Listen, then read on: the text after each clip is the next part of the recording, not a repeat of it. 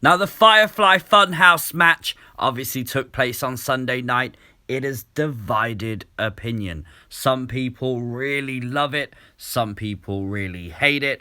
Other people are very confused and don't know what to make of it. Well, there was a few little Easter eggs in here that we want to talk about, things you might have missed. Not only that, but there was a few things that may need a bit more explaining, and hopefully after this video you understand it a bit more and love it a bit more.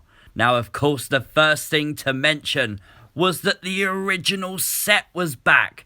I love this. Now, okay, we know that this original Funhouse episodes were awesome. They were filmed in bulk at a studio, and when WWE then had to take the Funhouse on the road, they couldn't move this set around. Therefore, we just got the blue wall of the Funhouse, which is perfectly acceptable, but it is nice to see it again, right?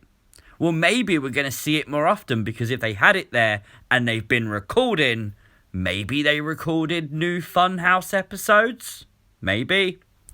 Now, John Cena had a confrontation with the Vince puppet, where the Vince puppet basically prodded and poked and told John Cena, riling up John Cena to go and be the man. Now, remember at the time, Vince McMahon was looking for a new face of the company as John Cena entered the WWE. Stone Cold had gone, The Rock had gone. Someone had to step up. Someone with ruthless aggression. And that's exactly what John Cena did. Well, not tonight he didn't. Not on the Funhouse, because when he went into the ring with Bray, he missed every shot. Now, if he would have done that with Kurt Angle, if he would have flopped, if he would have made mistakes, Vince would have fired him. He would never have been WWE champion. He would never have been the most requested Make-A-Wish star. He would never have been a Hollywood actor. He would never have been the 15-time world champion. And this was his very first match, the very first moment. The pressure was on, and he failed. This is a nightmare. This is a bad scenario come to life for John Cena. Now, we did see the return of cult leader Bray, but obviously there's one thing very different. Old cult leader Bray had one set hairstyle. This cult leader Bray has the dreadlocks of the current Bray Wyatt, which means he is current. And when we first saw him, we also saw the physical manifestation of Sister Abigail. This is huge. Just for a brief few seconds, we could see Abigail. I did not expect this. I really didn't. Now, this was a little Easter egg. It was about 3 or 4 seconds as the cult leader Bray actually made his return on screen. You can see she sat in front of some monitors with a hood up. The first thing that comes to mind is the hacker. A lot of people are saying how the hacker may be female, so it's possible. If you look at the bottom right of your screen, you can see that there is something in her hand. What that is, we've got no idea. I can't seem to work that one out. A lot of people are saying there is grey/blonde hair on Abigail. Now, it could just be this is an actor. It could be Liv Morgan. It could be. If it is, they could have just used her once simply for this role. That's it. Maybe not get your hopes up, but take note of it. One of the biggest things to talk about is Huskus the Pig Boy. We all saw John Cena beat up a defenseless pig. It was awful. But the interesting note is that Cena was beating up on Bray. Bray teleported away like he did with a chair shot, etc. But he replaced himself with Huskus. We know that Huskus represents Husky Harris, and I think that's kind of interesting because we have been seeing this tease of maybe a dark Huskus on Twitter by the Calder Wyndham. Now, is it possible Huskus just reincarnates? I don't think so. Ramblin' Rabbit has been told to us is the critic of Bray Wyatt. He's basically the internet that hate Bray Wyatt.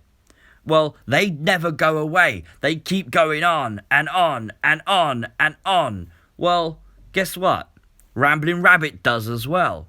So because of that, I don't think Huskus will come back to life. I think it might be something to watch out for the next Funhouse. Maybe he does. Maybe he completely regenerates. Maybe that's how we get the Dark Huskus. Maybe he's not dead. Maybe he awakens with a new sense of evil. Who knows? Now, of course, cult leader Bray gave John Cena the chair. Shades of WrestleMania 30, when he was trying to get the darkness out of John Cena. Basically trying to make John Cena turn heel. Completely brilliant. I love this moment. And the interesting thing, Cena swung the chair. Bray Wyatt was on his knees. He was defenseless. And John Cena swung. John Cena would have taken Bray's head off had Bray not moved. And I think that's interesting. It could be that Cena is now already heel for doing so. Because moments later, we saw a flashback to WCW. And of course, John Cena playing the role of Hollywood Hulk Hogan. I love this because obviously Hogan was like the biggest babyface in wrestling. He shocked the wrestling universe by turning heel and joining the Outsiders to form the NWO. Well, a lot of people, me included, would liken Cena's heel turn to Hogan's, thinking it obviously Cena's a massive babyface, and also it's something Cena doesn't want to do. Cena has said he doesn't want to disappoint his fans, he doesn't want to be heel. It's his nightmare.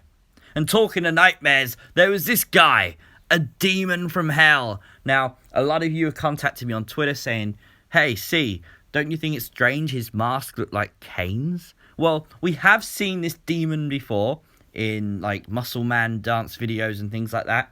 Well, I kind of think it's obvious it looks like Kane. Kane is the demon Kane. So it makes sense to actually have the demon look like a demon Kane, right?